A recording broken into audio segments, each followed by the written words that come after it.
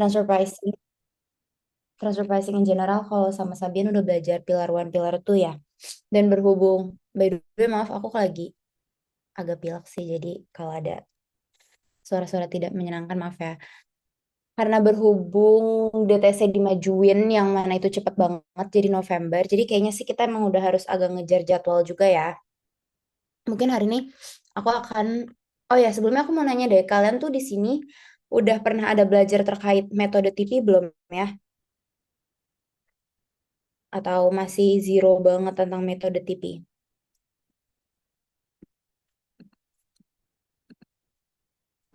Eh, From the chef. Ya ya gimana?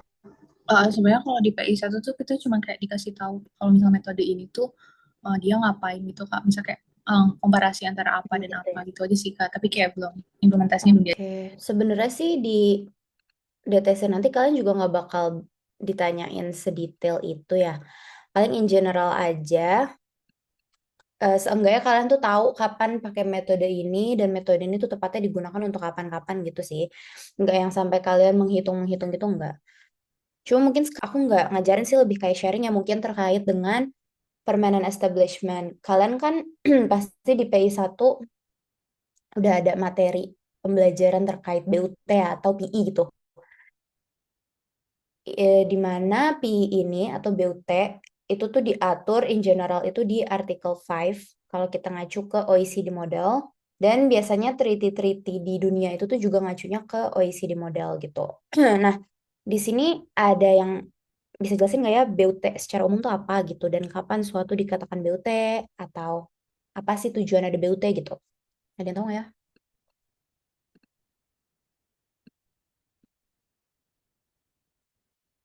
Ini pasti pada lemes ya karena Sabtu. Semangat ya.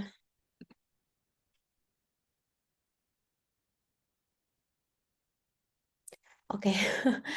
Oke, kita mungkin bahas dari OECD modelnya ya. Kalau misalnya kalian tahu kan di PI itu, di Artikel 5 itu, in general ngatur terkait PI ya. Kapan sesuatu bisa dianggap timbul BUT, bentuk-bentuk kayak bagaimana, kayak gitu. Nah, aku sedikit spoiler juga, di DTC itu biasanya kalian akan dikasih case di mana kalian harus mengidentifikasi terlebih dahulu nih, ini tuh timbul PI atau enggak gitu. Karena in general, keberadaan suatu PI itu tuh dibutuhkan untuk menentukan apakah suatu negara memiliki hak pemajakan atau atas perusahaan tersebut atau enggak gitu. Konsep dasarnya mungkin Buning sempat mention ke kalian, no PI no tax gitu, karena emang itu gitu. Kalau misalnya ada PI, maka negara di mana PI tersebut timbul itu memiliki hak untuk mengenakan pajak kepada perusahaan tersebut. Dan sebaliknya kalau nggak ada PI berarti negara tersebut nggak bisa mengenakan pajak gitu ya. Nah, eh, analisis terkait keberadaan PI ini menurut aku tuh penting karena nanti kalian bakal dikasih kasus-kasus. Mungkin hari ini aku nggak akan ngasih kasus DTC sih, karena kayaknya aku prefer nanti kita kelas offline, terus kalian kerjain kasus dari soal DTC, terus presentasi langsung gitu. Aku juga pengen lihat kalian presentasinya gimana. Intinya nanti tuh kalian harus menganalisis dulu sebelum kalian bisa menentukan ini pemajakannya bagaimana, konsep TP-nya bagaimana, tapi kalian sebelumnya harus bisa menentukan dulu nih, ini timbul PI atau enggak. Karena kalau misalnya transaksi itu nggak timbul PI, kalian nggak perlu repot-repot jauh-jauh mikirin dia gitu. Karena kalau udah nggak ada PI, ya udah berarti nggak ada transaksi, nggak ada hak pemajakan apapun kayak gitu. Nah, kalau konsep terkait PI itu kan sebenarnya udah jelas ya. Kalian udah belajar PI 1 kan ya, guys? Udah Kak, udah belajar P1. Oh, oke. Nah, sebenarnya kalau di PI itu kan mostly di treaty itu timbul suatu PI kalau misalkan udah melebihi suatu time test tertentu ya. Kemudian juga PI itu dia terbagi atas 4 jenis PI ya. Yang pertama itu tuh fisik, BUT fisik. Itu yang paling gampang kalau misalnya udah ada bentuk fisiknya kantor gitu, itu bisa dikatakan memiliki PI gitu. Kemudian BUT aktivitas, itu yang biasa ditentukan pakai jangka waktu. Misalkan dia udah ngasih jasanya lebih dari 90 hari atau 183 hari, itu bisa di deemed memiliki PI gitu. Kemudian ada BUT keagenan, dan yang terakhir juga BUT asuransi gitu. Nah, aku kayaknya nggak perlu ngejelasin sampai detail banget karena kan harusnya kan udah belajar ya. Cuma aku di sini pengen fokus ke nanti BPS action plan-nya gitu. Karena BPS action plan itu juga kalian perlu tahu gitu untuk menentukan strategi-strategi penghindaran pajak yang dilakukan oleh perusahaan kayak gitu. Oke, nah kalau misalnya kalian ngacu ke artikel 5 paragraf 4, biasa kan kita tuh cuma fokus kapan sih ini perusahaan udah timbul BUT atau belum, dia udah melewati jangka waktu atau belum, kayak gitu ya. Cuma kita juga selain fokus ke apakah ini udah timbul BUT atau belum, kita juga harus fokus apakah aktivitas yang dia lakukan itu bisa menimbulkan BUT atau enggak gitu. Karena kalau kita ngacu ke artikel 5 paragraf 4, itu ada beberapa klasifikasi aktivitas yang terbilang nggak akan menimbulkan BUT. Walaupun si perusahaan ini udah melakukan aktivitas tersebut di Indonesia misalnya selama 200 hari, udah melebihi time test gitu. Cuma dia tetap dianggap nggak memiliki BUT. Karena apa? Karena poin-poin ini. Misalkan perusahaan tersebut di Indonesia itu cuma berfungsi sebagai pameran doang atau untuk cuma nyimpen barang doang, untuk display-display barang doang, kayak gitu ya. Dan di sini pun dia nggak memperoleh profit apapun gitu, nggak nge-generate revenue, dia juga nggak ngasih jasa apa-apa, kayak gitu. Intinya dia cuma membantu perusahaan pusatnya lah gitu. Nah itu bisa dikatakan tidak akan menimbulkan PI. Cuma artikel 5 paragraf 4 ini itu tuh sering digunakan sebagai instrumen penghindaran timbulnya status BUT kayak gitu. Nah, misalkan nanti kalian dapat soal terkait gimana nih strategi yang bisa digunakan perusahaan lo. Kan nanti kalian bakal act like consultant ya. Gimana caranya biar perusahaan lo itu tuh pajaknya bisa seefisien mungkin atau enggak strategi apa sih yang bisa dilakukan? Sebenarnya kalian oh masih stuck ya? Oke oke oke. Bentar aku stop share dulu.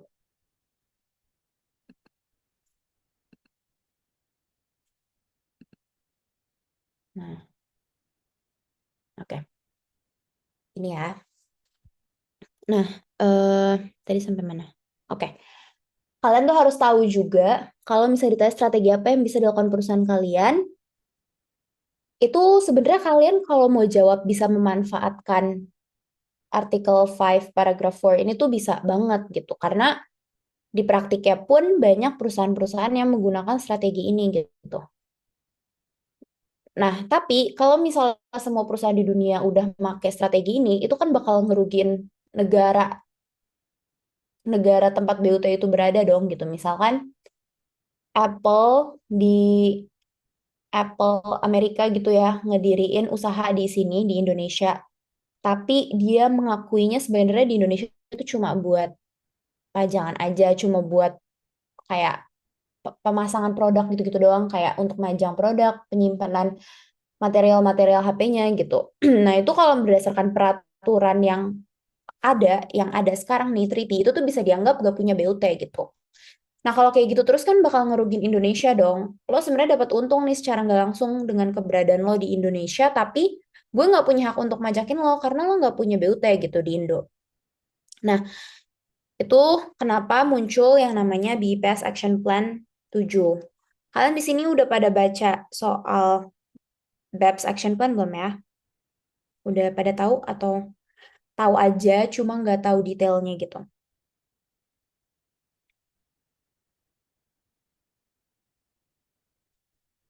Gimana, friends?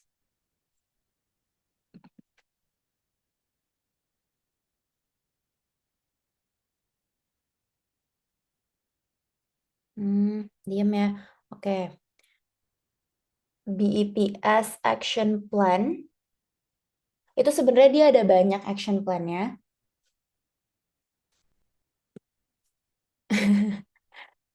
Oke, belum. Nah, yang kemarin Sabian ajarin Pillar One, Pillar Two itu termasuk salah satu implementasi dari BPS Action Plan gitu. Di sini kan sebutannya masih action plan ya, rencana. Nah, kalau Pillar One, Pillar Two itu udah implementasinya.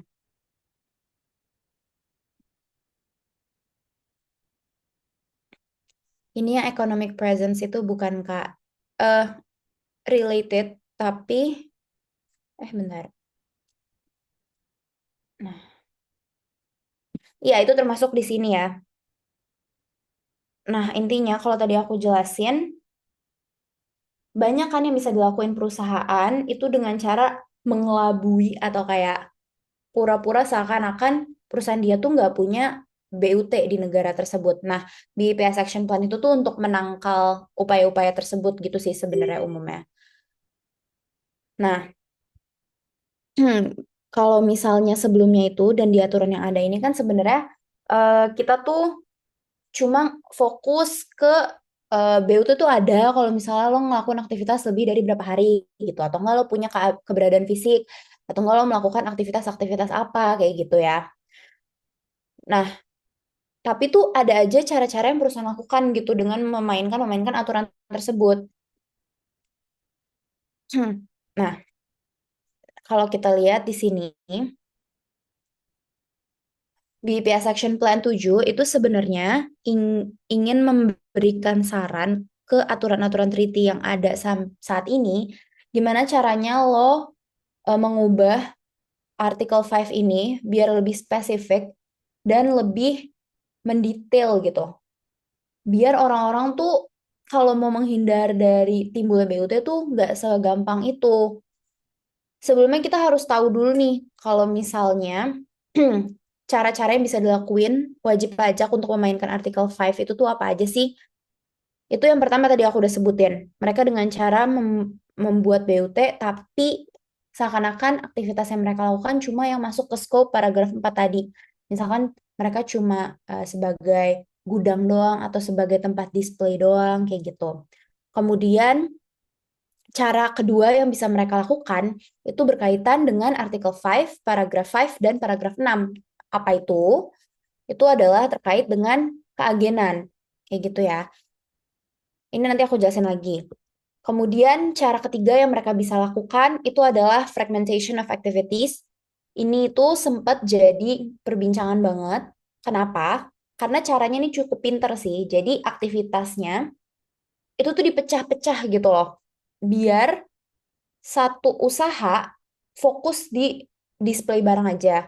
Usaha yang lain, oke, fokus di yang ngurusin materialnya. Intinya aktivitas-aktivitas itu dipecah biar nggak timbul BUT gitu. Kenapa nggak timbul BUT? Karena yang satu misalkan dia cuma majang doang.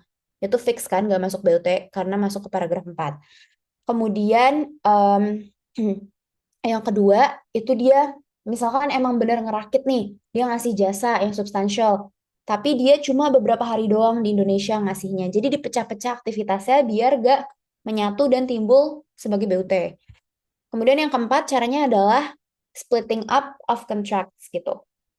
Jadi kontraknya diadakan secara terpisah. Sebenarnya ini berkaitan ya, splitting of contract dan fragmentation of activities. Intinya kontraknya dipisah-pisah, kontrak untuk jasanya sama perusahaan sama ini A gitu. Kemudian kontrak distribusinya sama ini kayak gitu-gitu. Jadi untuk timbul BU tuh belum bisa memenuhi kayak gitu. Nah, yang pertama kita mau bahas itu yang terkait tadi komisioner itu ya. Sebelumnya kan aku pernah sebelumnya tadi aku sempat mention kalau misalnya salah satu bentuk BUT itu adalah keagenan. Keagenan itu tuh apa? Itu sebenarnya kalau misalnya perusahaan misalnya ABC Ltd di Amerika itu tuh memiliki ngetek seorang agen atau perusahaan yang bertindak sebagai agen mereka gitu ya di Indonesia. Nah, kalau berdasarkan aturan-aturan yang berlaku dan sebelumnya itu, yang sampai sekarang tuh masih, itu tuh intinya lo akan timbul BUT kalau misalnya si agen yang Indonesia itu tuh emang bergerak atas nama si perusahaan ABC tadi. Lo punya kontrak formal kalau lo tuh berada di bawah dan atas nama si ABC. Dah, intinya mengutamakan bentuk formal itu aja gitu. Lo emang bergerak sebagai agen atas nama ABC kayak gitu. Intinya ada kontraknya kayak gitu. Nah, cuma kan kalau kayak gini, itu kan Bisa menimbulkan cara-cara dong. Ya udah lo nggak usah ada kontrak sama gue ya, tapi lo tetap bergerak terus. Lo bergerak sama gue, mostly lo bekerja untuk gue nih si agen. Lo bekerja untuk gue secara substansial, tapi kan kita kan nggak ada kontrak yang formal. Kalau kayak gitu berarti itu sama aja kayak bentuk penghindaran pajak dong sebenarnya. Dia tuh agen ABCLTD tadi gitu, cuma nggak ada kontrak tertulis yang jelas aja. Padahal dia udah ngasih pemasukan yang terbilang cukup banyak ke ABCLTD-nya. Berarti kan rugi di Indonesia ya. Kita harusnya bisa majakin si ABCLTD karena sebenarnya dia udah timbul BUT gitu dari adanya pekerja samaan dengan si agen tadi. Nah, coba kalau kita contoh di sini. Anggaplah FCO itu dia ini nih distributornya, distributor barang dan jasa dari website doang nih. Dia biasa nih di website.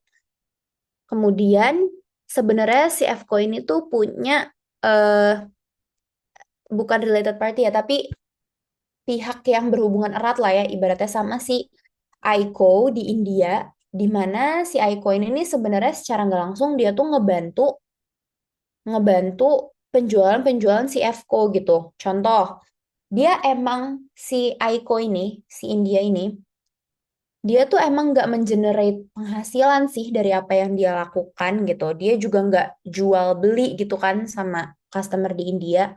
Karena kelakuan, karena apa yang dia lakukan di India itu tuh cuma sebatas kayak nyari-nyari customer yang potensial, kemudian meyakinkan, majangin barang-barangnya Fco, terus kayak ngasih lihat ke orang-orang nih barang-barangnya loh. Tapi kalau lo mau beli, lo langsung ke Fco aja ya. Jadi Aiko tuh nggak punya penghasilan gitu di India. Dia nggak dapat penghasilan apa-apa. Secara nggak langsung ini kan agen ya sebenarnya dia bergerak untuk si Fco, tapi dia emang nggak ngegenerate penghasilan apa-apa gitu.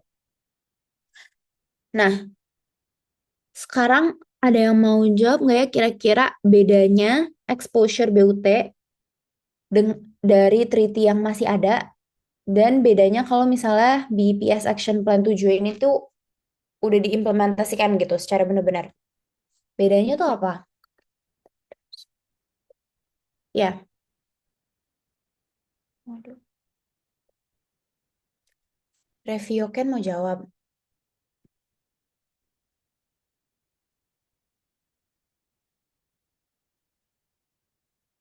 Enggak, Kak. Atau Azahra mau jawab. Bentar dulu Kak. By the way, ini sama aku tuh sharing aja ya. Jadi kayak kalau kalian mau nanya, karena menurut aku tuh materi international tax sama TP tuh jujur abstrak banget sih. Ini tuh masalah interpretasi dan logik aja gitu. Emang nggak ada ilmu pastinya. Kayak kalau kalian belajar akuntansi, ini fix di debit, ini fix di kredit. Menurut aku ini tuh enggak gitu. Jadi ini kayak ilmu argumen dan negosiasi sih sebenarnya. Tapi ya kita kan punya konsep dasar juga. Jadi kalau misalnya kalian ada mau nanya atau kayak bingung atau apa, nggak harus tentang pelajaran. Kalau misalnya ada mau nanya soal DTC-nya itu sendiri, juga nggak apa-apa tanya aja. Gitu. Oke, aku aja yang jawab. eh PE exposure under existing OECD provision atau ketentuan yang berlaku sekarang, ini tuh bisa dianggap si AICO ini tuh nggak menimbulkan BUT gitu. Kenapa? Karena dia terbilang gak mengenerate penghasilan apapun kayak gitu. Kemudian dia juga di sini tuh bergerak sebagai apa? Agen doang kayak gitu. Kontrak pun juga nggak ada. Aiko tuh nggak ada kontrak apa-apa sama customernya. Kontrak customer tuh langsung sama si Fco gitu. Intinya si Aiko nih kalau dilihat sebenarnya lo tuh nggak melakukan apa-apa gitu. Lo nggak mengenerate revenue di Indonesia. Kemudian juga eh, lo nggak ada kontrak sama customer. Kalau ada apa-apa, customer mau apa, suruh langsung ke FCO gitu kan. Cuma kalau misalnya di BPS Action Plan 7 ini sebenarnya benar yang tadi Zara bilang, itu tuh terkait economic substance. Itu lebih dilihat secara substansial, lo tuh bergerak dan memberikan kontribusi gitu loh ke penghasilan yang diterima oleh FCO.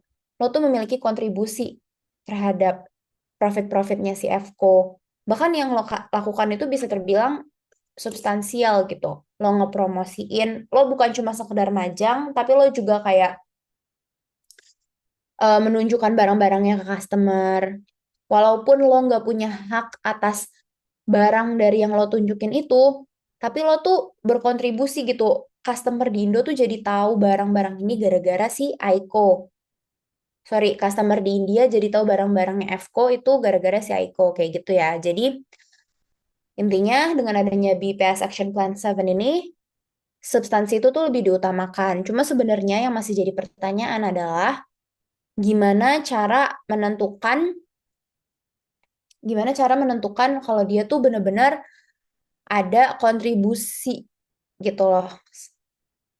Kontribusi secara tidak tertulis atau kontribusi tanpa ada profit gitu. Kalau yang kemarin Sabian sempat ajarin, Pillar One, Pillar Two itu kan economic substance dan pengenaan pajaknya itu dikenakan berdasarkan presentase-presentase profitnya si FCO ya, kayak gitu. Nah, mungkin si masalah BUT ini juga akan relate ke arah sana kayak gitu.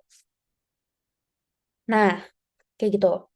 Ini untuk yang masalah masalah BUT yang pertama.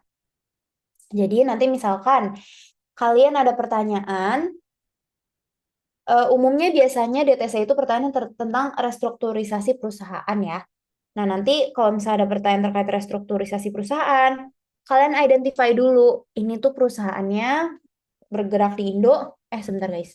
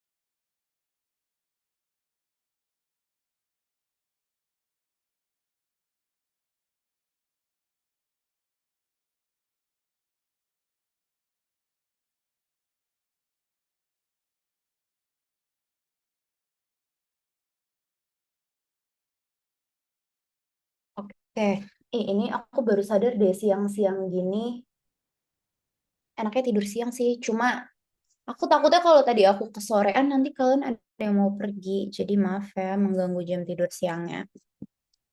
Maaf juga ya nggak jadi pagi. Oke, ini tadi udah ya. Yang aku lagi, oke. Oke, kemudian kita lanjut nih. Oh ya, tadi tuh aku masih jelasin. Aku ingat banget soalnya tahun lalu waktu aku belajar soal DTC tuh selalu ada aja pertanyaan yang agak relate ke PIP ini gitu. Kayak jadi tuh kita tuh analisis itu gak sekedar, oh ini nanti lo ada transfer pricing ya, lo terkategori sebagai perusahaan fully fledged manufacturer, kemudian kena metodenya ini, kemudian wajar, gak wajar, enggak. Tapi kalian harus analisis juga gitu, karena kan nanti kalian sebagai konsultannya nih, kalian harus jelasin ke jurinya, nih kalau misalnya lo ngasih jasa ke Indonesia, itu lo bisa timbul BUT ya, terus kalau misalnya timbul BUT tuh kayak gini, atau oh ini bisa kok lo nggak ada BUT. Kenapa? Karena lo kan cuma kayak gini doang. Itu ya analisisnya tuh penuh gitu. Nah, kayak gitu. Oke, sekarang kita lanjut ke Independent Agency Criteria. Article 5 paragraph 6. Nah, kalau kita lihat ke OECD model, by the way, mungkin kalau biasanya kalian belajar sama Ibu Ning, itu kalian ngebedah treaty satu-satu. Kalau aku pakai OECD model yang sebenarnya itu sama sih. Karena aku nggak tahu kan negara apa yang bakal muncul nanti di soal kalian, jadi aku pakai OECD model. Nah, kalau di OECD model itu, artikel 5 dan artikel 6 itu tuh dia berbicara terkait dengan BUT keagenan gitu ya. Intinya, secara gambaran umum, BUT keagenan itu bisa timbul kalau misalnya ada yang kayak tadi aku udah jelasin, ada kontrak antara perusahaan di luar dengan agen di Indonesia, whether itu agen individual atau perusahaan yang bergerak atas nama si perusahaan kayak gitu ya. Nih, in the name of enterprise. Kayak gitu. Cuman,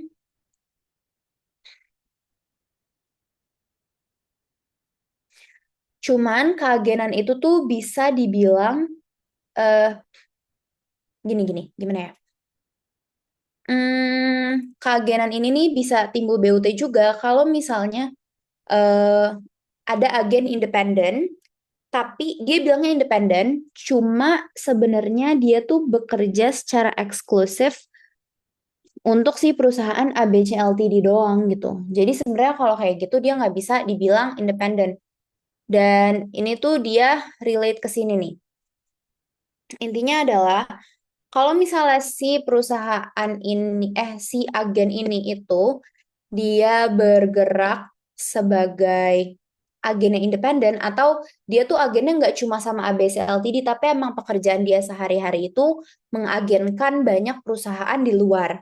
Nah, itu bisa dianggap tidak ada BUT gitu. Karena emang kerjaan dia tuh gitu-gitu terus dan dia emang basisnya di Indonesia gitu. Dia bekerja emang selalu untuk banyak perusahaan luar sebagai agen-agennya doang.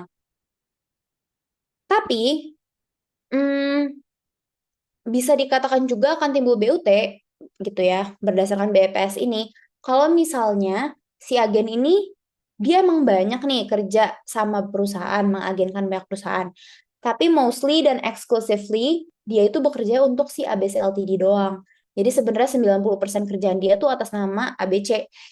Nah, itu tuh bisa dianggap akan menimbulkan BUT gitu kalau dari BPS Action Plan ini. Makanya di sini ditegesin itu tuh he does not act exclusively atau hampir eksklusif gitu ya ke satu atau lebih perusahaan yang berhubungan kayak gitu. Nah, kalau kayak gini itu dia udah nggak bisa dikatakan independen dan dia bisa menimbulkan BUT dari aktivitas yang dia lakukan. Intinya BPS ini tuh pengen negesin nih, negesin klausul eksklusif dan almost exclusively. Ingin menegaskan kapan sih lo bisa dibilang independen, kapan lo nggak bisa dibilang independen kayak gitu. Karena banyak perusahaan yang memainkan status-status agen independen. Nanti bilangnya, lah kan dia independen ya, dia kan kerja buat banyak perusahaan juga, gak cuma buat gue, dan dia juga base-nya tuh di Indonesia gitu. Gue cuma kontrak sementara doang sama dia. Nah, aslinya yang si agen itu lakuin tuh substansial banget ke si perusahaan dan dia juga bekerja tuh mostly untuk si perusahaan itu. Gitu. Banyak kayak cara-cara memainkan.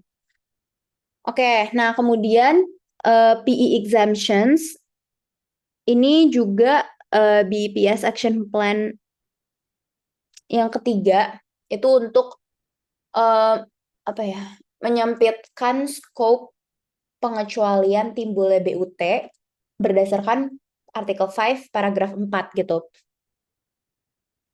Kalau kalian udah sempat baca-baca buku-buku terkait TP, terkait OECD model, kemudian BPS Action Plan, karena sebenarnya DTC itu berputar di situ, Daily Tax Challenge itu berputar di situ, kalian pasti banyak dengar kata-kata preparatory dan auxiliary. Kita singkat aja POA ya, biar nggak ribet. Nah, POA itu apa? eh Intinya, perusahaan yang melakukan pekerjaan gitu di Indonesia, perusahaan yang berasal dari other contracting state, yang melakukan pekerjaan atau memberikan jasa di other contracting state, ini kalau bahasa treaty-nya gitu ya, di other contracting state, tapi dia cuma bergerak sebagai perusahaan yang membantu doang atau persiapan-persiapan yang ecek-ecek gitu lah ya, itu gak akan dianggap sebagai BUT kayak gitu. Kayak di paragraf 4 tadi kan lo nggak akan timbul BUT kalau misalnya lo tuh kerjaannya cuma majangin barang, pamerannya, cuma nyimpen barangnya doang kayak gitu ya. Itu tuh bisa dibilang sebagai POA. Lo tuh cuma ngebantu-bantu doang lah, tapi lo tuh nggak bergerak secara signifikan terhadap revenue generating si perusahaan pusatnya kayak gitu. Nah, ini si BIPS Action Plan ini ingin menegaskan kalau sebenarnya tuh banyak kalau perusahaan tuh yang ngaku-ngaku dia PUA doang, tapi sebenarnya lo tuh signifikan gitu yang lo kasih. Ternyata lo juga ngasih jasa after sales, lo ngasih jasa pelengkap setelah penjualan kayak gitu, atau enggak lo bantu-bantu ngedistribusiin barang, lo yang ngurus administrasi kontrak antara customer dengan si pusat. Nah, itu tuh bisa dibilang lo tuh udah bukan preparatory dan auxiliary, tapi lo tuh udah disebut sebagai komplementernya justru. Nah, contoh nih, ABC perusahaan pusatnya, dia tuh ada supply barang langsung nih ke customer. Emang sih kontrak jual belinya tuh langsung ABC sama customer gitu. Dia langsung kontrak jual beli barangnya. Cuma dia tuh punya gudang juga nih di India. Punya gudang yang untuk nyimpan barang-barang supply-nya nih ke customer. Jadi secara nggak langsung sebenarnya barang tuh dikirim dari gudang dia ke kantornya dia. Cuma kontrak terjadi antara dia dengan si customer. ABC dengan customer kayak gitu ya. Jadi di sini tuh terlihatnya kan kayak India nih cuma ngebantu doang kan, bantu ngirimin barang doang ke customer kayak gitu. Cuma setelah dilihat secara substansinya lagi, ternyata si India ini tuh dia juga ngasih after sale service, misalkan barang-barangnya, mesinnya kalau ada yang rusak, daripada ABC ribet-ribet dari India jauh, dari Amerika jauh, misalkan langsung aja deh dari si India ini kasih ke customer jasanya kayak gitu. Kemudian barang-barang juga dia yang ngirim. Itu kan kalau kayak gitu kan sebenarnya udah signifikan ya. Eh, yang dia lakukan itu tuh udah bukan POE lagi, melainkan itu udah komplementer, pelengkap. Kalau nggak ada si ungu ini, ABC nih nggak akan bisa menjalankan kegiatan usahanya secara utuh kayak gitu. Nah, itu merupakan aktivitas yang not POA in nature. Jadi, seenggaknya kalian tuh tahu sih kapan perusahaan bisa dibilang ada BUT, kapan enggak, aktivitasnya tuh ngapain aja sih, dan menurut kalian tuh apakah aktivitas yang udah dilakukan sama perusahaan ini tuh udah terbilang bisa menimbulkan BUT nggak sih atau belum? Nah, ini kan kayak pengetahuan-pengetahuan terkait hal ini tuh bisa menjadi dasar argumen kalian untuk ngejelasin ke juri nanti kan, kenapa lo bisa jawab ini tuh ada BUT gitu. Kenapa ini ada BUT? Karena sebenarnya yang dia kasih tuh udah substansial dan dia tuh bantu nge-generate revenue. Terus langkah berikutnya apa dong yang lo bisa lakuin untuk perusahaan kita biar beban pajak itu tetap bisa efektif, efisien gitu ya. Kayak gitu.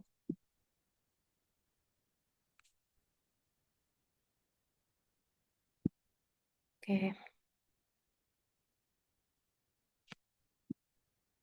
Mm, mm, mm, mm, mm, mm, mm.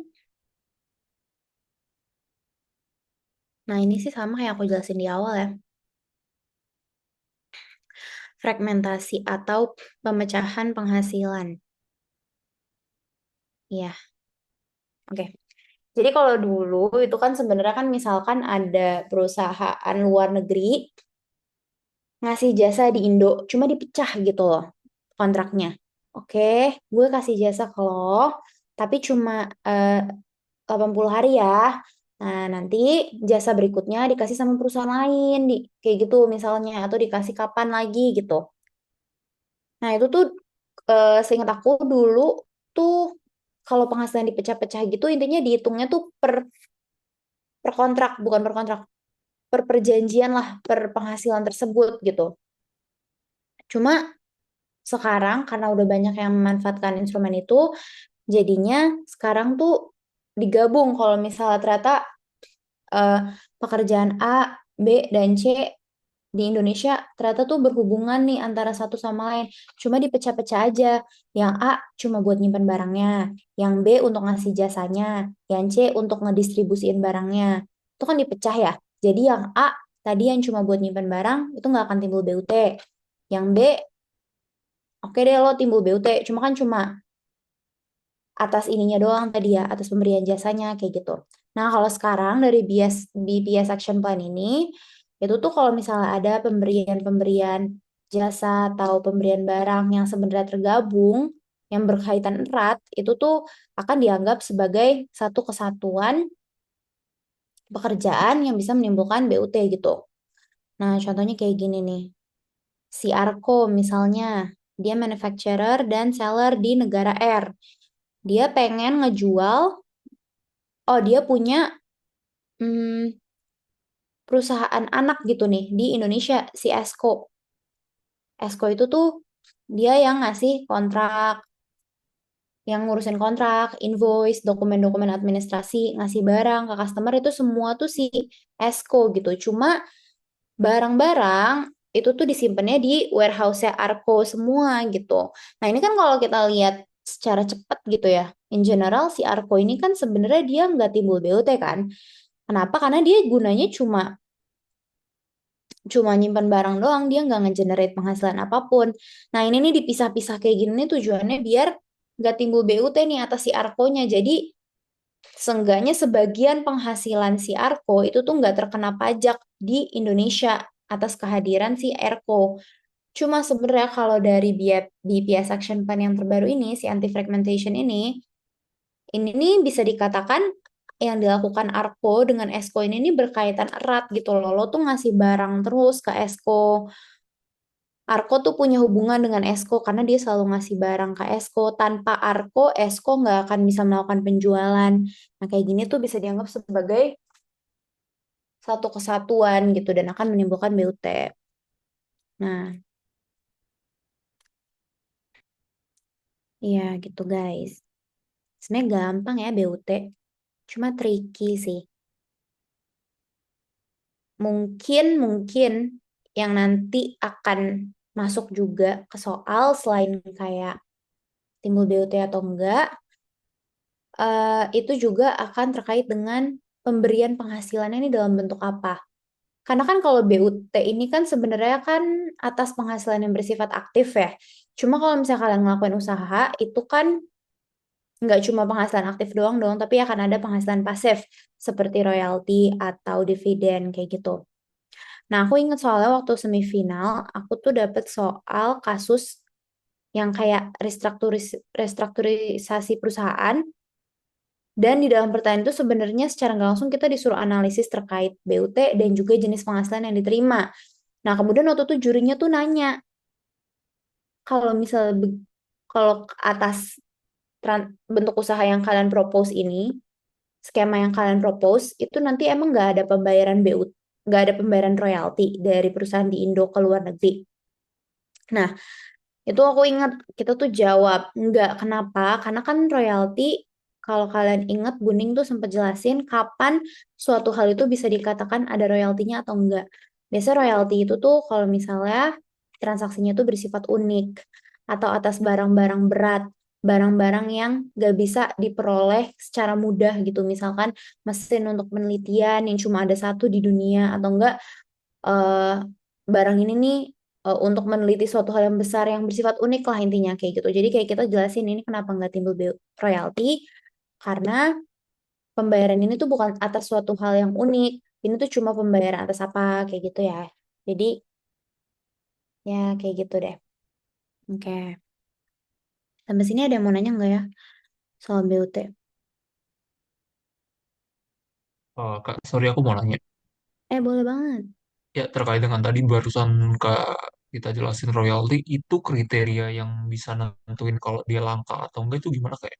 Kayak ada Hmm. tentuan tertentu enggak ya? Oke, kalau oke makasih ya, Colin. Kalau misalnya ada ketentuan tertentu, sebenarnya enggak. Cuma eh, biasanya kalau yang dibayar royalti itu atas suatu hal yang unik. Contoh misalnya yang paling umum trademark gitu ya. Trademark ini kan sifatnya unik kan. Antara trademark satu dan dua itu belum tentu sama. Antara apa ya contohnya?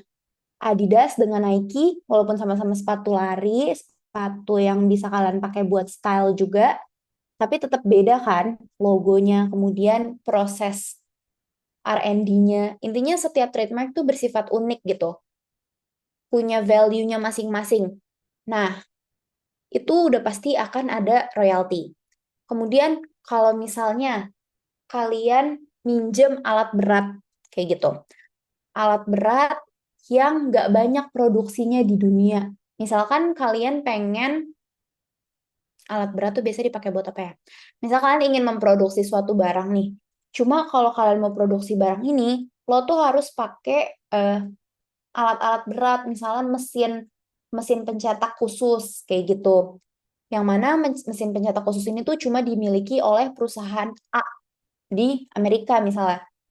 Ya, atas peminjaman mesin itu, kalian tuh harus bayar royalti ke perusahaan A itu karena yang punya ini itu tuh cuma si perusahaan A yang punya spesifikasi mesin berat ini dengan bentuk pencetakan seperti ini, yang dayanya itu tuh sekuat ini itu tuh cuma A doang kayak gitu. Atau misalnya kalian ingin melakukan penelitian apa kayak gitu dan untuk bisa melakukan penelitian ini, penelitian kan biasa spesifik ya. Kalian pengen meneliti apa, nggak bisa general kan, harus spesifik. Untuk meneliti ini kalian misalnya butuh formula-formula ini atau butuh alat pembantu misalnya apa sih tuh yang biasa buat ngelihat barang-barang kecil gitu. Nah, itu cuma yang dimiliki sespesifik yang kalian butuhkan itu tuh cuma dimiliki sama si ABC Ltd. Nah, itu nanti untuk minjem barang itu kalian tuh harus bayar royalti karena itu suatu hal yang unik yang kepemilikannya tuh dimiliki oleh orang-orang terbatas kayak gitu. Cuma kalau untuk ketentuan spesifik kayak barangnya tuh apa aja, nggak ada sih. Paling kayak kalau di undang-undang kan biasanya cuma kayak pembayaran royalti atas hak paten kayak gitu-gitu kan. Paling kayak gitu sih kalian. Oke, Kak, thank you. Oke.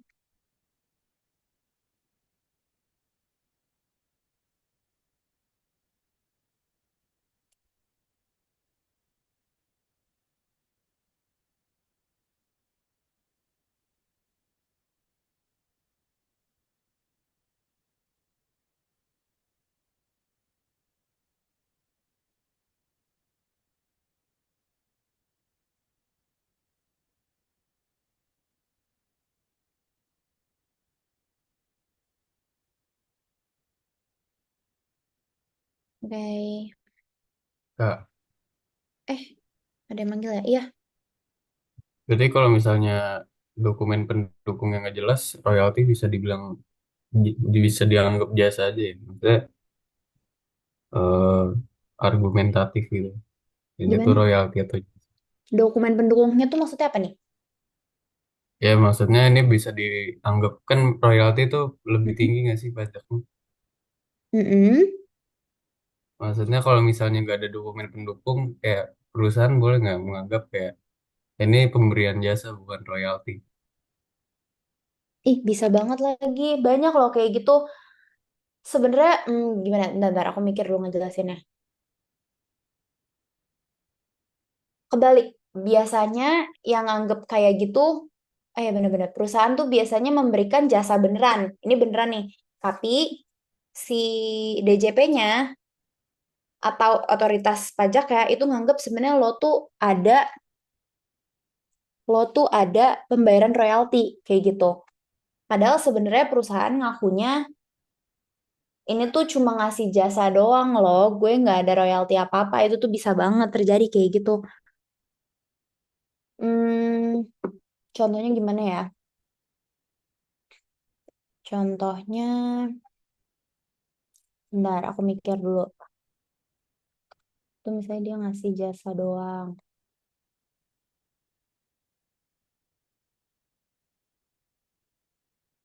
Atau enggak Hmm, misalnya kayak tadinya apa ngasih alat yang eh, langka tapi kalau misalnya dokumen pendukungnya nggak ada bisa aja kayak bisa, cuman bisa banget. nyewain mesin gitu.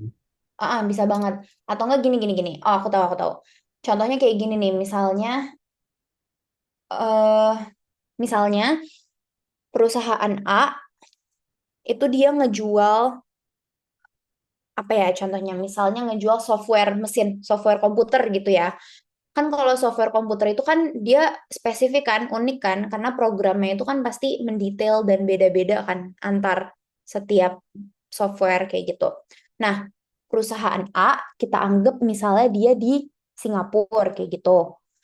Dia itu punya banyak konsumen nih. Salah satunya konsumen dia itu berada di pasar Indonesia. Nah, untuk bisa menjual software dia dari Singapura ke konsumen di Indonesia, dia kan pasti butuh pihak kedua pihak tengah perantara untuk menghubungkan antara si Singapura dengan konsumen di Indonesia. Nah, misalkan si si perusahaan A itu dia punya anak nih, punya anak di Indonesia, kita sebutnya perusahaan B. Perusahaan B di aktanya atau di perjanjiannya antara dia dengan si Singapura, si A, itu tuh dia cuma bertindak sebagai distributor, kayak gitu ya. Dia cuma bertindak sebagai distributor di Indonesia. Jadi yang dilakukan oleh si B di Indonesia itu tuh dia menerima barang dari A, dia impor, atas barang itu langsung dia kasih lagi ke end customer-nya di Indonesia. Kayak gitu. Nah, di perjanjian sebenarnya jelas sih perannya si B di Indonesia itu tuh cuma bergerak sebagai distributor. Haknya itu yang diberikan A di Singapura itu cuma memberikan hak distribusi ke B di Indonesia. Kayak gitu. Bisa aja otoritas pajak itu tuh menganggap si B ini nih seharusnya bayar royalti loh ke A. Kenapa? Karena si B ini udah dikasih hak sama perusahaan A untuk megang si software yang ada trademarknya itu gitu. Kemudian secara nggak langsung si B ini tuh memiliki peran untuk memainkan, mengatur si softwarenya ini biar bisa dijual ke end customer kayak gitu. Jadi si otoritas pajak bisa aja nganggep B, lo tuh harus bayar royalti ya ke A di Singapura karena lo tuh punya hak atas trademark itu. Lo tuh udah megang trademark itu loh kayak gitu.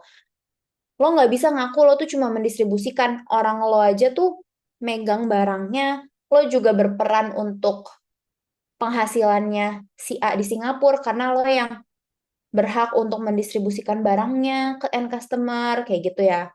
Nah, cuma si B di Indonesia bisa aja bilang, lah, kenapa gue harus bayar royalti ya? Kan gue nggak punya hak atas trademark tersebut. Orang buktinya kepemilikan trademark itu tuh dimiliki oleh A di Singapura kok.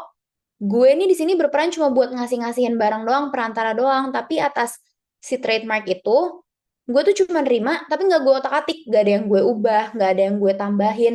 Bahkan gue make aja tuh nggak. Kayak gue tuh cuma megang doang, dititipin doang, kayak gitu loh. Jadi, gue ngapain bayar royalti? Gue tuh cuma ngasih jasa bantuan doang loh di Indonesia. Kayak gitu loh, Ken. Nah, itu tuh bisa banget. Nah, kalau kamu nanya, benernya yang benar tuh yang mana, Kak? Yang menurut otoritas pajak atau menurut yang kita wajib pajak? Itu benar kata si Ken. Ya lo harus buktiin nih dokumen pendukungnya, buktiin alur transaksinya. Biasanya kalau di praktiknya itu cara ngebuktiinnya gimana? Kasih unjuk agreementnya itu apa? Kemudian coba lihat dong pencatatan di akuntansi jurnal lain ini lo mengakuinya sebagai apa gitu. Kemudian juga coba buktiin kalau misal lo tuh emang nggak ngasih value added apa-apa di trademark itu kayak gitu. Karena akan beda kalau misalnya si B itu nerima trademark dari A di Singapura, terus yang dia terima dia ubah-ubah lagi gitu. Misalnya tadi software Oppo, terus dia ubah-ubah jadi agak ke Huawei-Huaweian gitu. Nah itu kan udah ada value added yang dilakukan oleh si B dong. Nah itu udah fix banget si B harus bayar royalti ke A. Cuma kalau emang nyatanya si B cuma distribusiin, barangnya nggak diapa-apain, softwarenya nggak diapa-apain, dia pakai untuk diri dia aja tuh enggak, itu buat apa bayar royalti gitu. Karena kan si B nggak tahu menau soal software si trademark ini gitu loh. Ya gitu, seru ya.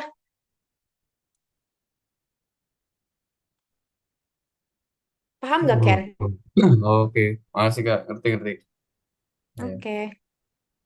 Jadi nanti kalau misalnya ada pertanyaan gitu ya, pinter-pinteran argumen sama buktinya sih, sesuai bukti juga. Kalau emang kalian yakin yang buktinya gini, ya udah.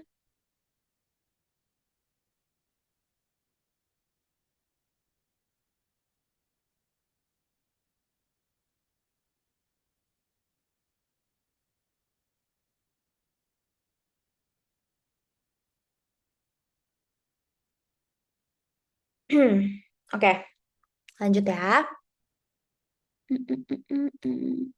Nah, ini yang tadi aku jelasin sih sebenarnya. Ya, splitting up contract itu kontraknya dipisah-pisah. Nah, dengan adanya proposed BPS action ini, itu kalau misalnya ada aktivitas yang berhubungan, yang berkoneksi atas proyek yang sama sebenarnya, proyeknya sama-sama untuk bangun rumah, tapi dipisah aja kayak materialnya A yang pegang, tapi jasanya yang ngelakuin B, yang C cuma bagian ngirim-ngirim batu batanya. Sebenarnya kan itu secara helikopter view ini tuh proyek yang sama untuk bangun rumah di pasar Minggu, tapi dipisah-pisah aja gitu. Nah, dengan adanya BPS ini tuh kalau atas satu proyek yang sama, even dipisah-pisah, gimana pun, kalau lo udah ngelebihin secara gabungan, ABC itu secara gabungan udah melebihi jangka waktu time testnya gitu ya, itu akan dianggap ada BUT. PE deemed to exist if contracts are concluded with ya. Oke, materi PE selesai. Ini harusnya pertemuan berikutnya kapan ya? Colin atau Adristi? Minggu depan, Kak. Minggu depan. Sama Kak Icat atau gimana? Rencananya sih Kak Icat, kalau beliau nggak berhalangan. Kayak oh sampling ya. Oke, Iya. nanti kan ketemu sama aku kan 2 minggu lagi.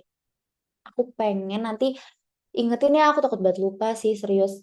Nanti ingetin aku buat kirim soal. Jadi kayak aku pengen, aku kasih soal, terus kalian kerjain, terus nanti kita presentasi deh. Kalian per kelompok presentasi gitu di depan aku.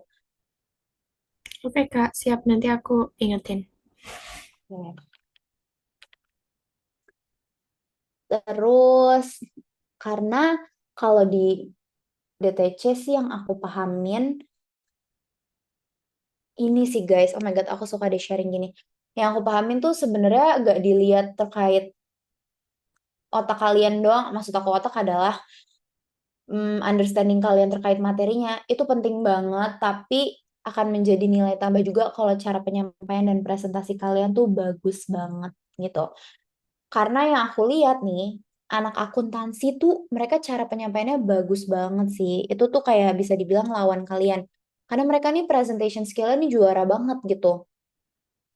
Cara ngelihat apa intonasi suaranya, kemudian cara mereka ngelihat jurinya, terus kepercayaan dirinya itu tuh juga dapat. Even yang mereka katakan itu belum tentu 100% benar, tapi entah kenapa gue merasa yakin gitu sama apa yang mereka omongin. Nah, kalau fiskal pinter-pinter banget sih, karena kan kita biasa emang udah belajar ini mulu kan. Kita tahu, even yang nggak ditanya pun kita tahu, karena pertanyaan di TC mostly tentang TP, tapi kalau mau ditanya pajaknya kita udah tahu juga karena kita kuliah belajar itu.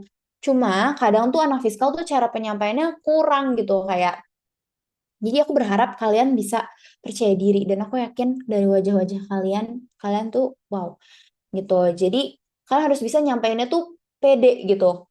Kayak ini tuh gini gitu. Kemudian intonasinya, mata kalian ngelihatnya kemana, itu juga harus jelas karena ada satu orang di Deloitte tuh dia tuh jago banget presentasi dan dia tuh akan ikut mempertimbangkan penilaian juga gitu. Jadi itu akan menjadi nilai plus banget banget banget kayak gitu. Oke, terkait BUT atau apapun, ada yang mau dijelasin nggak ya? Ada yang mau ditanya lagi nggak ya? Kalau urusan bagus bagus kan gue percaya sih sama lo. Oke, gitu. Nah, terus dari materi TP deh sekarang. Ini kan BUT lebih ke international tax aspeknya kan. Kan lucu banget. Kalau terkait TP, kira-kira metode kalian udah paham belum ya? Karena kan sebenarnya kalau kemarin Kak Ica tuh ngejelasinnya ini ya, masalah transfer pricing. Wah, Kak Ica sih keren banget. Dia tuh kayak menjelaskan kapan ada TP, kemudian analisis fungsi atau VAR itu gimana, ini transaksinya bagaimana, pemisahan transaksi, cuma belum ngebahas terkait metode yang digunakan tuh apa baiknya gitu kan. Kira-kira kalian perlu nggak sih diajarin soal metode-metode gitu, sebenarnya kan metode kan kalian bisa baca sendiri ya. Seenggaknya sih ekspektasi aku kalian udah tahu aja sih bedanya antar metode atau enggak, kapan metode ini tuh tepat digunakannya, akan lebih tepat metode ini digunakan untuk transaksi yang seperti apa. Udah sih sekedar itu aja ekspektasi aku. Gak perlu yang kayak mendetail analisisnya gimana, kuartilnya bagaimana. Itu nggak perlu banget karena nggak akan ditanyain juga. Kayak gitu. Coba dong ada yang jawab aku, jelasin satu metode aja. Aku pengen tahu kayak pemahaman kalian tuh udah sejauh apa tentang metode ini gitu.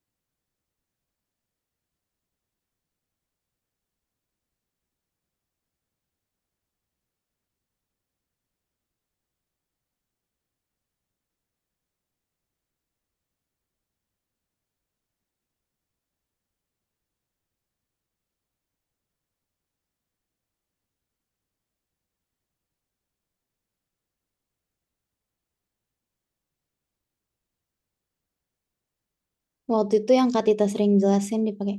Yaudah deh aku ajarin deh.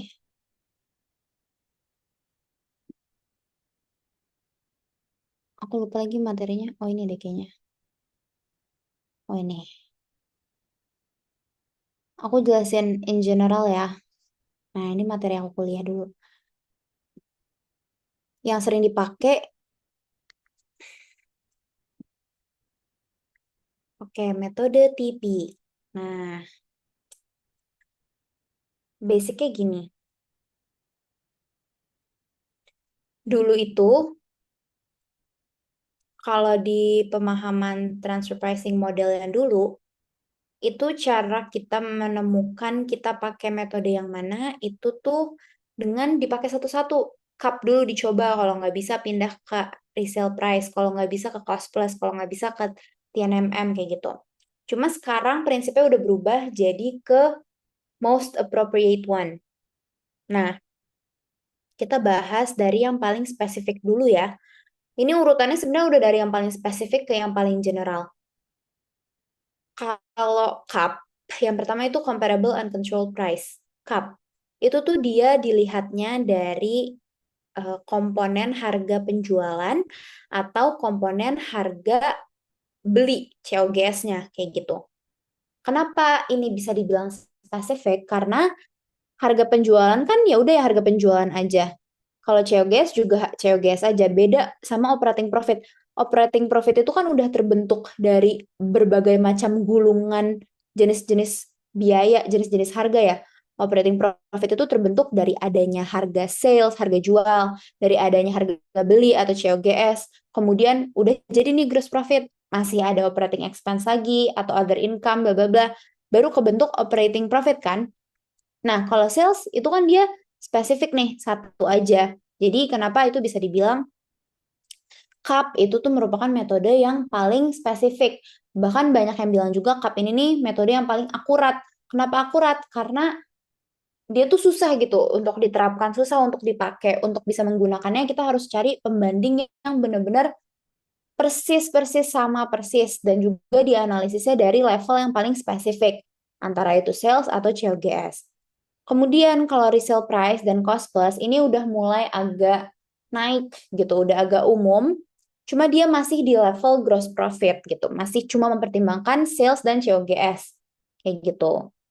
Nah, kalau profit split atau TNMM itu tuh dia udah yang paling umum. Kenapa? Karena dia udah di level paling bawah.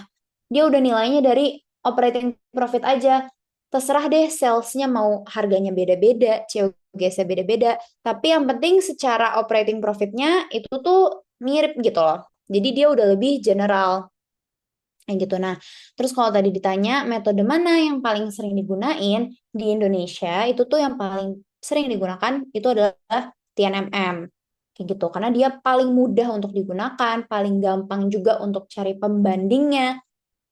Dan level pengukurannya pun juga yang paling waktu kita kelas sama Kak Icat kayak sempat mention juga kesebandingan ya. Nah, analisis kesebandingan itu tujuan akhirnya untuk bisa menentukan apakah harga yang dipatok itu wajar atau tidak. Gimana cara kita menentukan ini wajar atau enggak? Itu dengan menggunakan metode-metode ini, kayak gitu.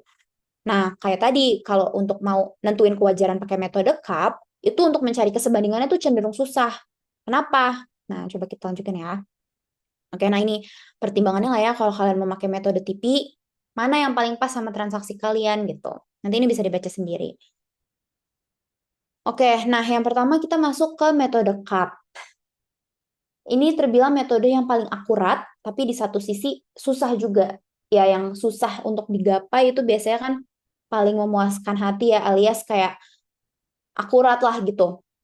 Nah, sikap ini kayak tadi aku udah sempat mention, itu tuh dia level analisisnya itu ada di level harga, di level sales atau di level ininya COGS kayak gitu. Dilakukan perbandingan pada tingkat harga secara langsung. Kalau kondisinya sebanding, maka harga pada hubungan istimewa harus sama dengan harga pada pihak ketiga.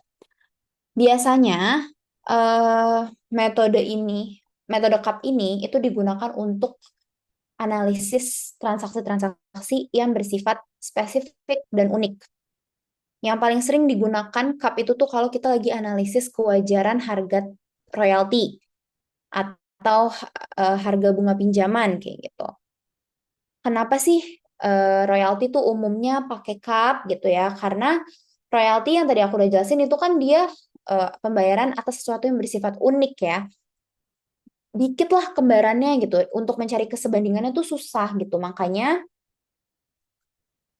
royalti itu biasanya kita ujinya pakai CAP gitu. Kalau misalnya udah ketemu pembandingnya, misalkan kita ngebandingin pembayaran royalti untuk trademark A dan trademark B, sebenarnya mereka sama gitu, mirip.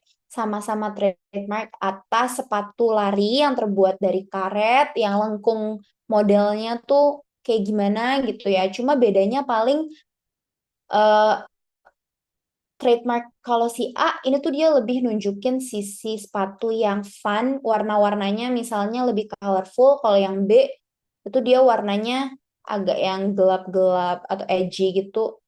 Ya gitu deh intinya. Jadi pasarnya marketnya pasti berbeda. Cuma secara pembentukan harganya, bentuk-bentuknya tuh mirip lah 95%. Nah, itu tuh mungkin bisa digunakan tuh analisisnya pakai CAP kayak gitu. Nah, terus tuh biasanya ya, kalau kita pakai metode TP untuk menentukan kewajaran harga, itu tuh kita harus melakukan perbandingan terlebih dahulu nih. Jadi untuk gimana ya?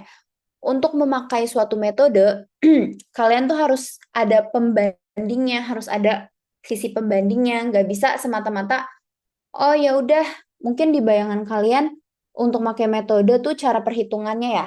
Tapi sebenarnya metode ini tuh cara menggunakannya itu dengan cara membandingkan kayak gitu. Misalnya kalian ingin menguji kewajaran pembayaran royalti Apple dengan cara membandingkannya dengan perusahaan yang memiliki pembayaran royalti sejenis kayak gitu caranya.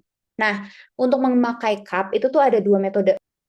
Internal CAP itu adalah dengan cara membandingkan transaksi perusahaan kalian dengan perusahaan yang memiliki hubungan istimewa sama kalian dibandingkan dengan transaksi independen kayak gitu.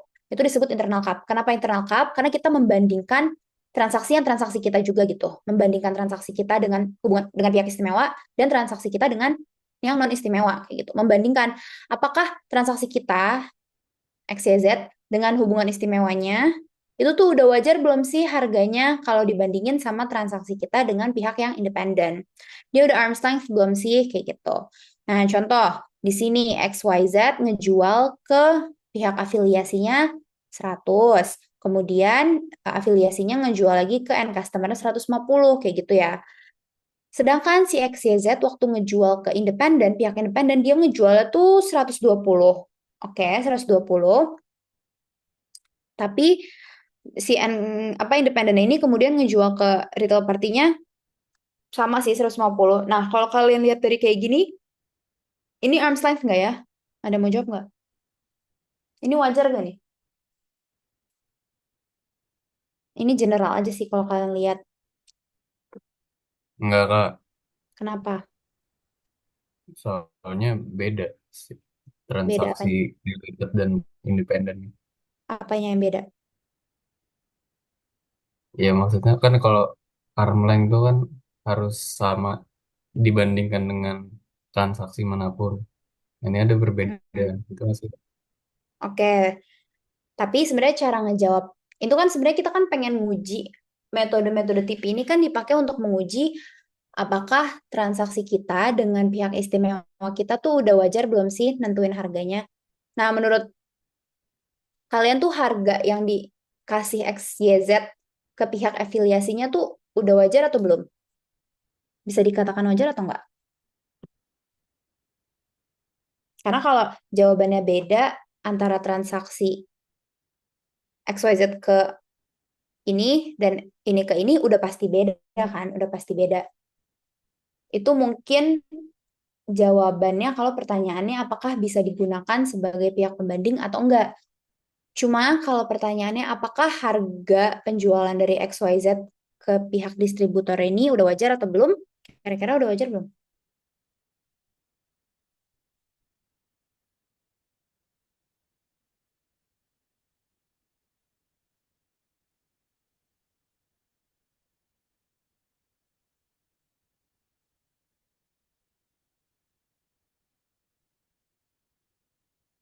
Jawabannya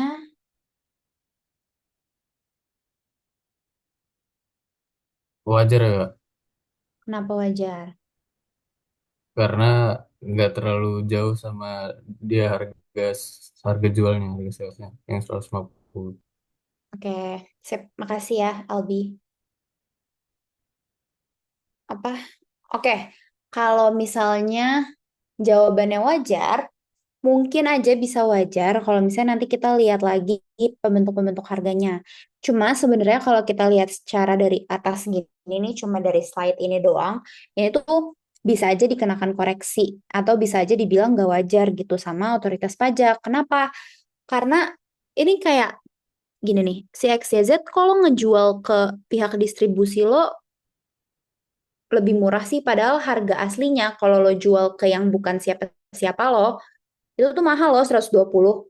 Tapi kalau ngejual ke pihak afiliasi lo 100 sih, murah banget kayak gitu. Kenapa sih otoritas pajak cenderung ngoreksi-ngoreksi gini? Karena otoritas pajak bisa aja nganggep ini nih upaya biar penghasilannya XYZ secara keseluruhan tuh dikit. Jadi pajaknya rendah. Harga normalnya 120, tapi dia ngejual ke pihak afiliasi cuma 100. Jadi kan kalau digabungin nih penghasilan dia secara keseluruhan cuma 220 kan. Pajaknya pasti rendah dibandingkan kalau misalnya si XYZ ngejual ke pihak afiliasinya pakai harga normal yang mana itu 120 juga. Berarti kan penghasilan dia secara total 240 dong. Kalau penghasilannya lebih gede, pajaknya juga lebih gede dong. Nah, otoritas pajak tuh bisa aja mikir, lo nih biar pajak lo rendah kan, makanya lo ngejual ke pihak afiliasi lo tuh harganya dimurah-murahin biar penghasilan lo secara keseluruhan tuh rendah aja, biar pajaknya tuh rendah. Kayak gitu. Ini akan jadi pertanyaan nih, ini subject to question banget. Kenapa lo ngejual ke pihak afiliasi lo murah banget di saat harga normalnya kalau lo ngejual ke yang bukan siapa-siapa tuh mahal, kayak gitu. Kayak gitu. Gitu cara melihat kewajaran suatu harga itu dengan membandingkan dengan transaksi ke pihak independen. Karena pasti kalau kita ngejual ke yang bukan siapa-siapa kita, buat apa kita murah-murahin, buat apa kita ngasih mereka keenakan gitu harga murah orang dia aja nggak ngasih untung apa-apa kan ke kita, ya dimahal-mahalin lah. Tapi kalau ke pihak afiliasi, ya kalau bisa murah ya dimurah-murahin karena dia ngasih untung juga ke kita, dia pihak afiliasi kita gitu. Oke, nah kemudian kalau external cup itu bedanya sama-sama membandingkan, tapi bedanya itu adalah ngebandingin perusahaan asing dua-duanya. Jadi kita cari pembanding transaksi kita dengan pihak afiliasi itu dengan cara mencari perbandingan perusahaan lain yang melakukan transaksi ke pihak afiliasinya dan perusahaan lain yang melakukan transaksi ke pihak yang non-afiliasinya kayak gitu. Jadi kita cari pembandingnya benar-benar pihak luar lah, bukan dari diri kita sendiri. Kayak gitu ya. Oke, ada yang mau nanya nggak tentang cup? Ada Derai gak nih?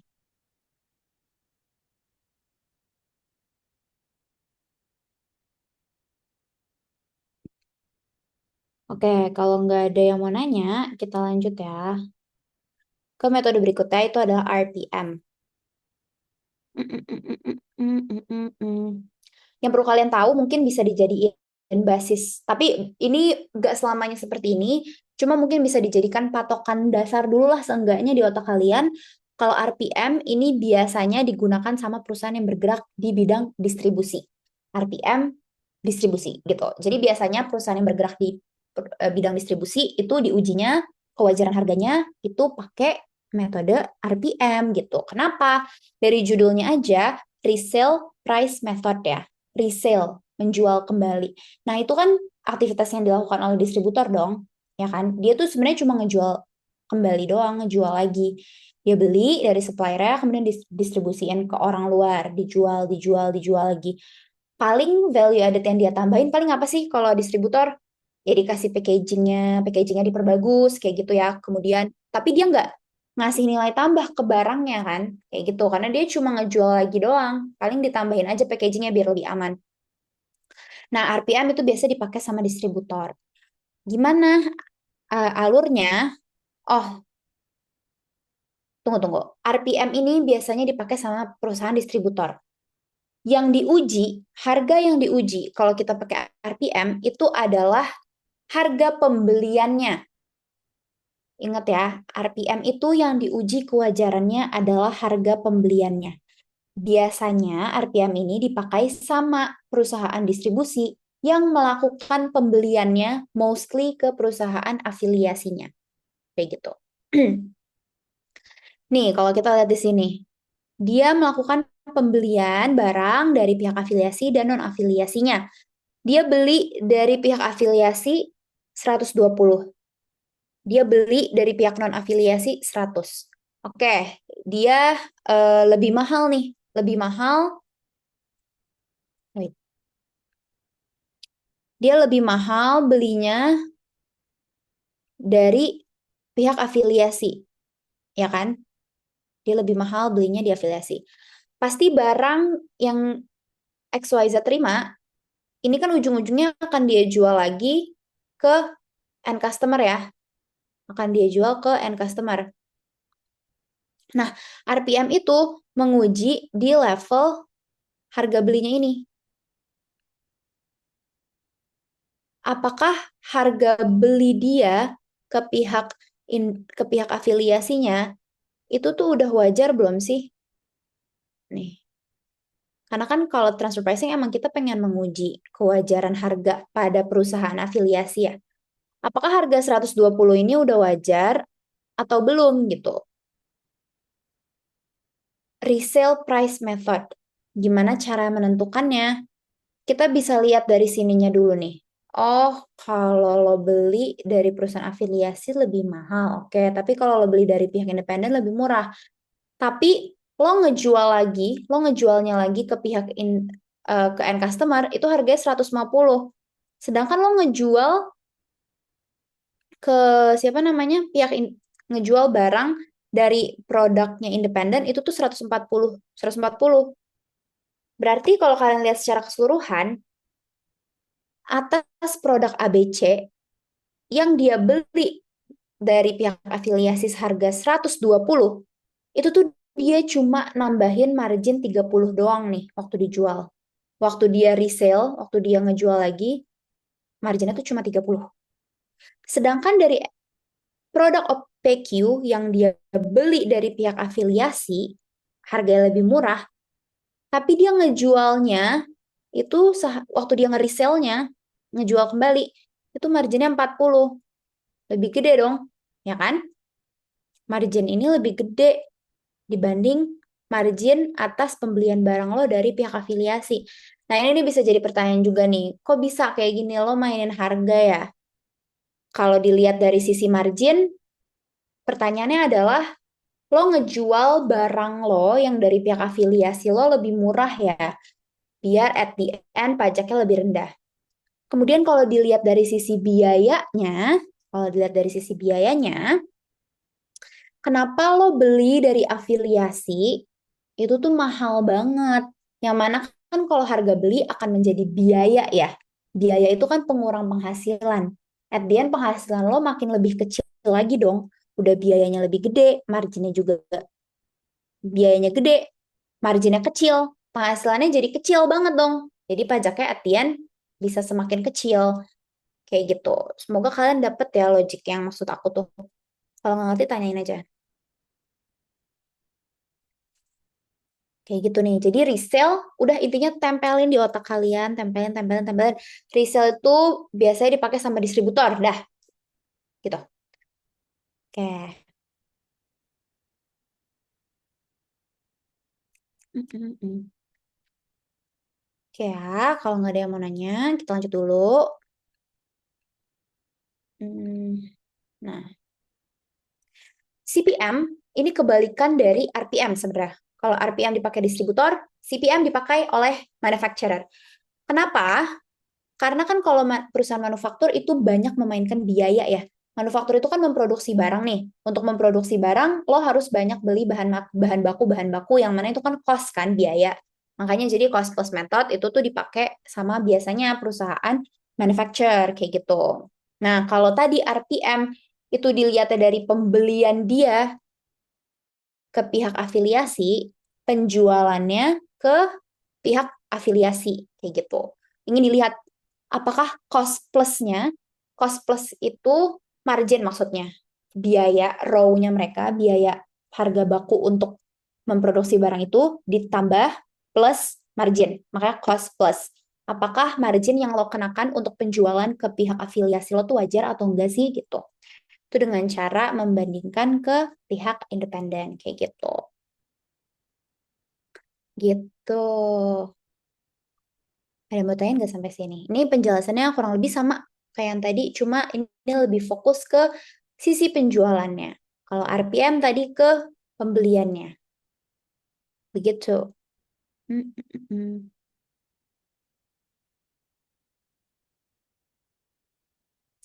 Oke. Nah, yang terakhir, ada yang mau nanya nggak tentang RPM, CPM, CUP? Karena TNMM sebenarnya gitu aja sih.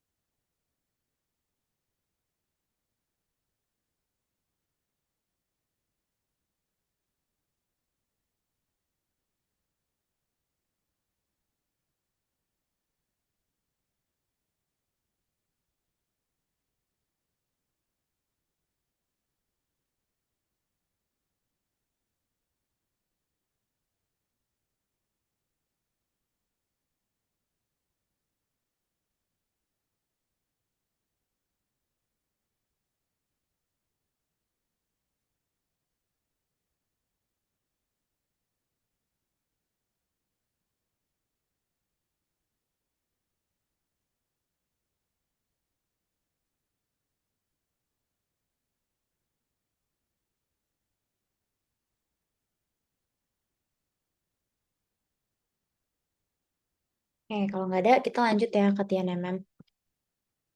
TNMM ini yang paling banyak digunain karena tadi aku udah jelasin di awal dia levelnya tuh di operating profit atau di yang paling bawah, paling umum lah, dia nggak harus spesifik per harga jual, spesifik per harga beli kayak metode-metode sebelumnya.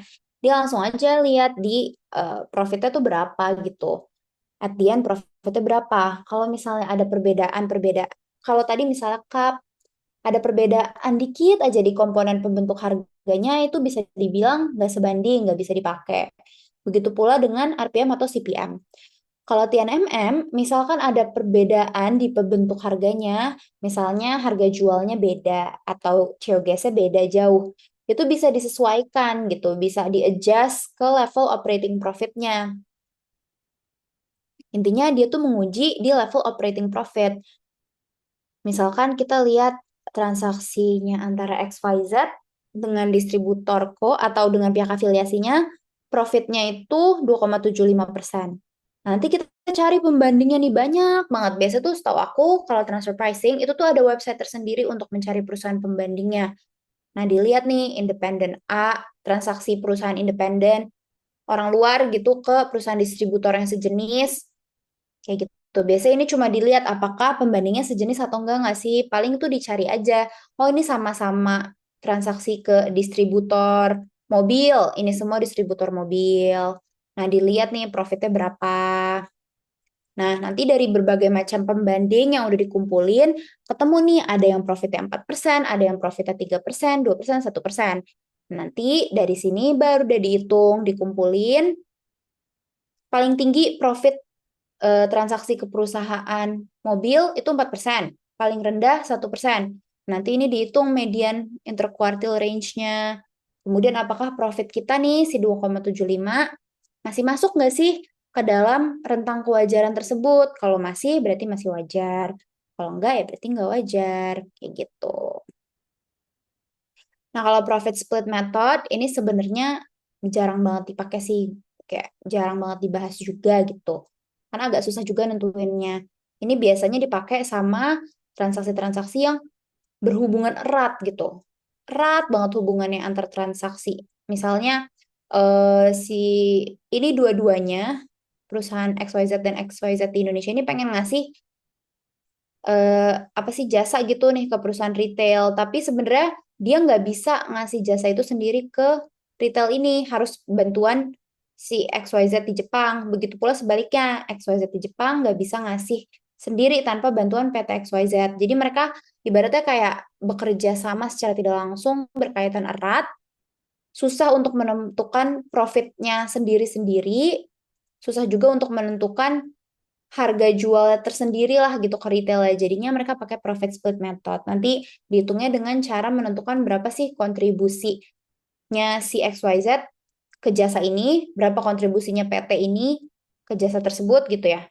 Nanti persentasenya dibagi untuk menentukan profitnya. Cuma ini agak jarang dipakai sih karena mungkin nggak bisa terbilang akurat banget ya. Susah juga untuk nentuin kontribusinya tuh dihitung dari apa. Apakah dari biaya yang dikeluarin, atau dari banyaknya karyawan, kita nggak tahu kan. Jadi jarang dipakai.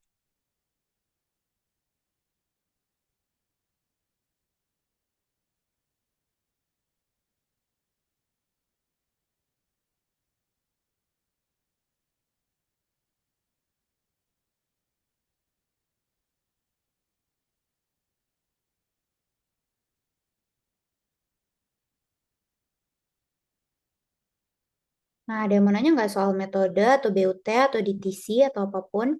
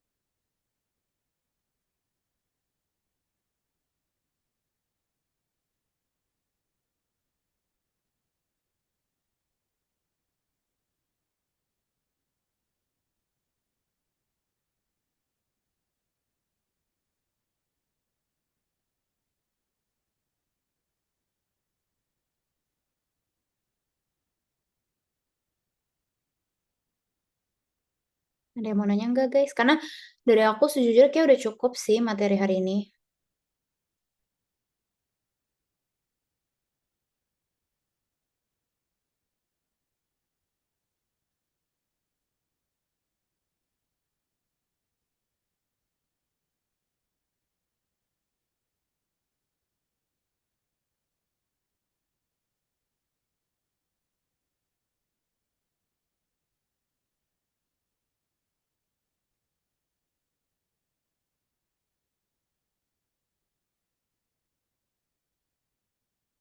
Gimana? Nggak ada yang mau nanya? Kalau nggak ada yang mau nanya, Adristi, aku udah sih. Dari aku ya. Oke, Kak. Makasih. Mungkin sebelum kita tutup kelasnya, kita dokumentasi dulu ya. Buat kakak yang mau on cam bisa on cam ya. Oh, hmm.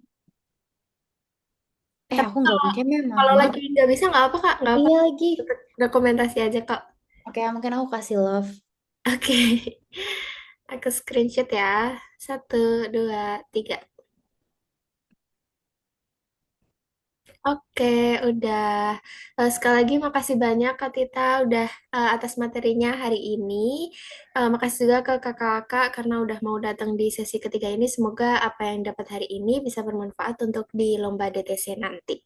Oke, mungkin segitu aja dari aku. Em, Boleh leave kakak semua. Terima kasih. Kasih Makasih guys. Kak Tita. Thank you Have a nice Kak. weekend.